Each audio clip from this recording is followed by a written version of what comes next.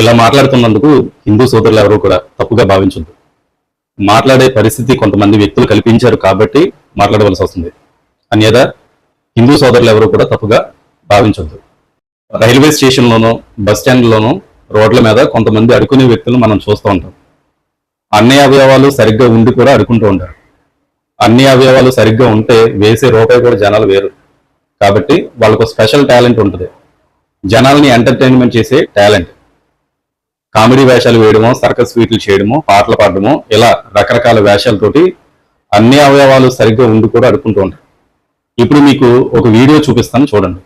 మాకే పుట్టావు, బైబిల్లో మీ నాన్న పేరు ఉండదు, రాసుకో.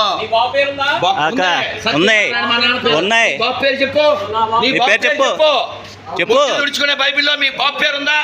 ఏదో బ్రిటిష్ వాడు పుట్టినట్టు బోకడా బైబిల్ పబ్లిక్ లో చెప్తా.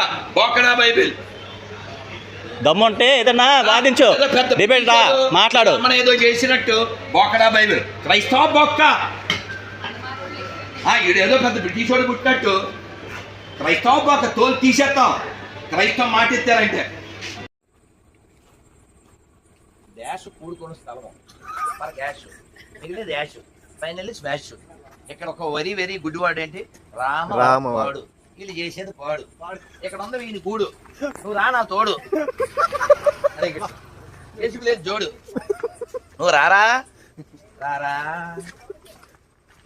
గొర్రె గృహమునకు ఎవరో మాజీ గొర్రె అన్న దేవుణ్ణి తెలుసుకోవడానికి జరిగే అన్వేషణ మంచిదే, చర్చించడము మంచిదే. ఇది డిబేటబుల్ గా ఉండాలి. ఏ మనిషి మనుగడకైనా, జీవన విధానానికైనా ఏ ఆధ్యాత్మిక మార్గం దోహదపడుతుందో ఆ మార్గంలో ప్రయాణించడం అనేది మనిషి వ్యక్తిగత విశ్వాసాల మీద ఆధారపడి ఉంటుంది. పరమత విశ్వాసాలను దూషించడం, హేళన చేయడం, మనోభావాలను దెబ్బతీయడం, మా మతమే గొప్ప, మా దేవుడే గొప్ప, దీన్నే నువ్వు అనుసరించాలి అనే విపరీత ధోరణి మతోన్మాదానికి, మత విద్వేషాలకు దారితీస్తుంది. ఈ రాధా మనోహర్ దాస్ అనేవాడు గూగుల్ పే స్కానర్లు, ఫోన్ పే స్కానర్లు మెడలో వేసుకుని దేశదేమర్ల ఊరూరు తిరుగుతూ కాషాయ వస్త్రాలను అడ్డం పెట్టుకుని బస్ స్టాండ్లో, రైల్వే స్టేషన్లో విషయ పరిజ్ఞానం లేనటువంటి జనాలు కనిపించినప్పుడల్లా యేసుక్రీస్తు గురించి, యేసుక్రీస్తు పుట్టుక గురించి, క్రైస్తవ్యం గురించి, క్రైస్తవుల గురించి హేళనగా, అవమానకరంగా మాట్లాడుతూ పొట్టపోసుకుంటూ ఉంటాడు. నీ దేవుళ్ళ గురించి ప్రచారం చేసుకోవడం కానీ, మంచిగా చెప్పుకోవడం కానీ తప్పులేదు. కానీ ఎదుటి వాళ్ళ విశ్వాసాలను దెబ్బతీస్తూ నీ మత గ్రంథంలో, నీ పురాణాల్లో ఏముందో నీకే తెలియనటువంటి అవగాహన లేని వ్యక్తివి, కానీ ఎదుటి వాళ్ళ మత విశ్వాసాలను దెబ్బతీయడానికి ఇలాంటి హేళనగా మాట్లాడడం అనేది మత విద్వేషాలు రెచ్చగొట్టడం అవుతుంది. వీక్షకులందరికీ నమస్కారం. నిన్న మతోన్మాదిగా కనబడుతున్న రాధా మనోహర్ దాసు మాట్లాడిన పైత్యం మాటలకు రాజమండ్రి క్రైస్తవ సమాజమే కాకుండా హిందూ సమాజం కూడా, అలాగే ఇస్లాం ముస్లిం సమాజం కూడా ఈ రోజు డిఎస్పీ గారికి కంప్లైంట్ ఇవ్వడానికి వచ్చిన తరిమిలా మేము కూడా విజయవాడ నుంచి సంఘీభావం తెలియజేయడానికి ఇక్కడికి వచ్చాము. ఇది చూస్తున్న హిందువులకి నేను చెప్పదలిచాను, ఇది సరదాగా పోయేది కాదు. వేరే మతాన్ని గాని, వేరే మనుషులను గాని కించిపరచి మాట్లాడడం అనేది చాలా అవమానీయం. అది మాట్లాడకూడదు, ఎంతకు తగదు. ఇప్పుడు నువ్వు చేస్తున్న పనిని వీరు కూడా నీ మీద కోపంతో నీ దేవుని దూషించడం వలన మత విద్వేషాలు ఇక్కడ రగులుతాయి. అక్కడ దాకా తెచ్చుకోవద్దు. ఇలాంటి పని పాట లేని పోరంబోగులు తిరిగి దేవుళ్ళ పేరిట, మతాల పేరిట మనుషులు కలిసి ఉన్న వాళ్ళని విడగొట్టడం వలన సమాజానికి ఏం మెసేజ్ ఇస్తాం? రేపు కూడా మనం ఇతర దేశాల్లాగా తన్నుకుని చావడానికి మీరు పునాది వేస్తున్నారు. మీరు హిందువులందరూ కూడా దీన్ని అడ్డుకట్ట వేసి అతను ఆపకపోతే వీళ్ళు కూడా మీ దేవుళ్ళని తిడతారు. ఇది రాధా మనోహర్ దాసు వలన, ఒక మనిషి వలన దేవుళ్ళు తిట్టేదాకా వస్తుంది. కాబట్టి గతంలో ఎప్పుడు కూడా హిందూ దేవుళ్ళు, ఆ గ్రంథాల గురించి ఎవరికి అవగాహన లేదు సంస్కృతంలో ఉండటం వలన. ఇవాళ మిగిలిన మతాల వాళ్ళు కూడా మీ గ్రంథాలను పరిశీలించి, పరిశీలి చేసి మీ దేవుళ్ళు భాగవతం మీదని బయటికి తీసుకొచ్చి ఎండగట్టడం కారణం ఎవడంటే ఇది రాధా మనోహర్ దాసే. వాడి నోటికి కళ్ళెం వేయకపోతే మాత్రం ఖచ్చితంగా మత విద్వేషాలు రగులుతాయి. అన్ని మతాలు కొట్టుకు చచ్చే పరిస్థితి వచ్చింది. వాడిని ఆపండి దయచేసి. ఈ చట్టాలు, ఈ ప్రభుత్వాలు, మరి కోర్టులు ప్రివెంటివ్ అంటారు, లేకపోతే కంటెంప్ట్ అంటారు, ఏదో పదాలు గొప్ప గొప్ప పదాలు మాట్లాడుతూ ఉంటారు. జడ్జిని డైరెక్ట్ ఓపెన్ గా తిడితే ఎవరి దేవుళ్ళ గురించి ప్రచారం చేసుకోవద్దు అనరు. భారత రాజ్యాంగం మత స్వాతంత్రపు హక్కు ఇచ్చింది. అలాగే భావ వ్యక్తీకరణ స్వేచ్ఛ కూడా ఇచ్చింది. హక్కులు ఎలాగైతే ఇచ్చిందో కొన్ని హద్దులు కూడా పెట్టింది. వాటి గురించి నెక్స్ట్ వీడియోలో వివరంగా చెప్పే ప్రయత్నం చేస్తాను. రాధా మనోహర్ దాస్, నీకు గాని, హిందూ సోదరులకు గాని, మీ పురాణాల మీద గాని, మీ మత గ్రంథాల మీద గాని ఉన్న అవగాహన కంటే కూడా క్రైస్తవులకు మీ మత గ్రంథాల మీద పురాణాల మీద ఉన్న అవగాహన చాలా ఎక్కువ. బైబిల్ గురించి తప్పుగా మాట్లాడుతున్నాం.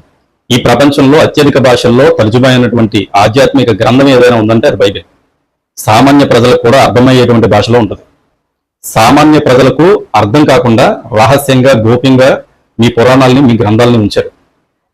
సామాన్య ప్రజలకు కానీ మీ పురాణాలు మీ గ్రంథాల్లో ఉన్న సారాంశం అర్థమైతే మీ జీవనోపాధి అధికారం ప్రశ్నార్థకం అవుతుందని దేవుడనే ఒకే ఒక్క సెంటిమెంట్తో అమాయక ప్రజలందరినీ గుప్పెట్లో పెట్టుకున్న దౌర్భాగ్యులు మీరు బైబిల్ గురించి తప్పుగా మాట్లాడుతున్నారు. గొర్రెలు అంటున్నాం. ఎస్, మేము గొర్రెలమే. మాకు మంచి కాపరి యేసయ్యే. 30 దేవతలు దేవుళ్ళను పెట్టుకుని దేవుడెవరో దెయ్యం ఎవరో తెలియనటువంటి గందరగోళ పరిస్థితుల్లో అమాయక ప్రజలను గుప్పెట్లో పెట్టుకున్న మీరు ఎవరో మీ విజ్ఞతగా వదిలేస్తున్నారు. ఉదాహరణకి ప్రయాణం చేస్తాం. ప్రయాణం చేసినప్పుడు బస్సో ట్రైనో విమానమో ఎక్కినాం. ఎక్కినప్పుడు గమ్యం తెలియకుండా టికెట్ ఎవరు తీసుకోడు, ప్రయాణం చేయుడు. గమ్యం ఏంటో తెలుసుకున్న తర్వాతే ప్రయాణాన్ని మొదలు పెడతాడు. అలాగే మీ మత గ్రంథాల్లో మీ పురాణాల్లో ఏముందో మేము అవగాహన చేసుకుని, బైబిల్లో ఏముందో మేము స్వయంగా అవగాహన చేసుకుని విశదీకరించుకుని విషయ పరిజ్ఞానంతో అసలు దేవుడెవరో అన్వేషించి సత్యాన్ని తెలుసుకున్నటువంటి జ్ఞానులు మేము. ఎస్, మేము గొర్రెలమే. మాకు మంచి కాపరి యేసయ్యే. యేసుక్రీస్తు పుట్టు గురించి నువ్వు తప్పుగా మాట్లాడుతున్నావు. మీ పురాణ గ్రంథాల్లో ఉన్న దేవుళ్ళు దేవతలు ఎలా పుట్టారనేది మేము మాట్లాడాం.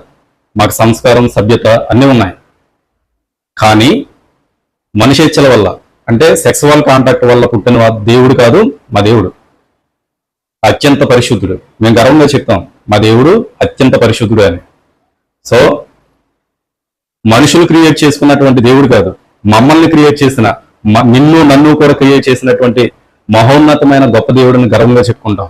రా, నువ్వు దమ్ముంటే చర్చికి రా, డిబేటబుల్కి రా. దొంగచాటుగా రైల్వే స్టేషన్లో బస్ స్టాండ్లోనూ వెకిలి చేష్టలు చేసుకుంటూ విషయ పరిజ్ఞానం లేని వ్యక్తుల దగ్గర నీ గొప్పతనాన్ని ప్రదర్శించాలని చూడకు. దా, నీకు దమ్ము మగతనం ఉంటే రా, నువ్వు చర్చికి రా. దేవుడెవరో తెలిసి చెప్తాం. నీ పురాణ గ్రంథాలు తీసుకురా, మా బైబిల్ తీసుకొస్తాం, అన్ని విశదీకరిస్తాం. దేవుడెవరు అనేది చర్చించడం మంచిదే, కానీ నువ్వు చేస్తున్నటువంటి అవహేళన వెకిలి చేష్టలు అనేవి నీకే ప్రమాదం. రేపొద్దున్న జాగ్రత్త చూసుకో.